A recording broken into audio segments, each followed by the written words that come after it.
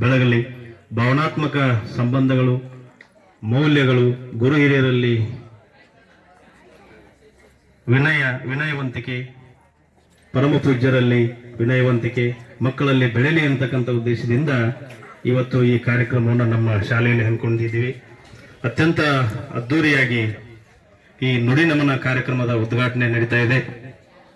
ಪರಮ ಪೂಜ್ಯರ ಸಾನ್ನಿಧ್ಯದಲ್ಲಿ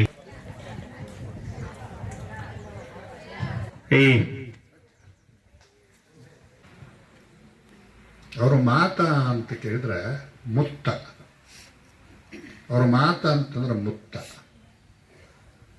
ನುಡಿದರೆ ಮುತ್ತಿನ ಹಾರದಂತಿರಬೇಕು, ನುಡಿದರೆ ಮಾಣಿಕ್ಯದಂತಿರಬೇಕು, ನುಡಿದರೆ ಸ್ಫಟಿಕದ ಸಲಾಕೆಯದಂತಿರಬೇಕು, ನುಡಿದರೆ ಲಿಂಗ ಮೆಚ್ಚಿ ಹೌದೌದೆನಬೇಕು, ನುಡಿಯೊಳಗಾಗಿ ನಡೆಯದಿದ್ದರೆ ಕೂಡಲ ಸಂಗಮ ದೇವನ ನಿಮಗೆಂತು ವಿನಯ ಅಂತಕ್ಕಂಥ ಒಂದು ವಚನ.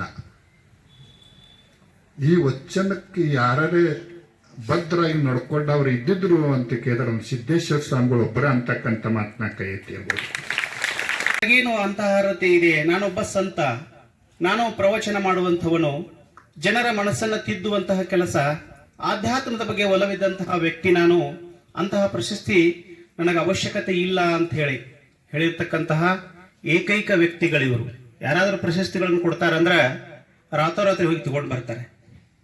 ಹೌದಾ? ಅಂಥದ್ದನ್ನು ನಾವಿವತ್ತು ನೆನಿಬೇಕು. ಅಷ್ಟು ಅದ್ಭುತವಾಗಿರತಕ್ಕಂತಹ ವ್ಯಕ್ತಿತ್ವ ಇವರದಾಗಿತ್ತು ಅಂತ ಹೇಳಿ ನಾವಿಲ್ಲಿ ಹೇಳಬಹುದು ಅನ್ನುವಂಥ. ದೇವರು ರಾಷ್ಟ್ರ ಸಂತ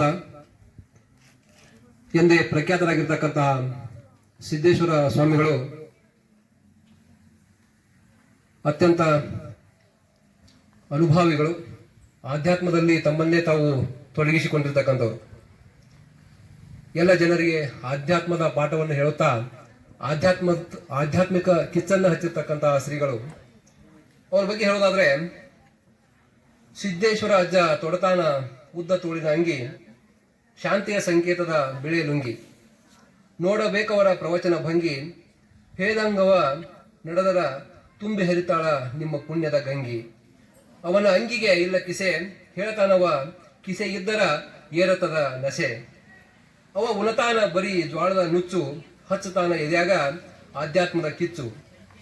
ಅವನ ಪ್ರವಚನ ಕೇಳಾಕ ಬರ್ತಾವ ಮೇಘ, ಇವ ಹೇಳುದ ಇರಬೇಕು ತನ್ನಗಿನ ಮೇಘ, ಅದೇ ಮಲ್ಹಾರ ರಾಗ.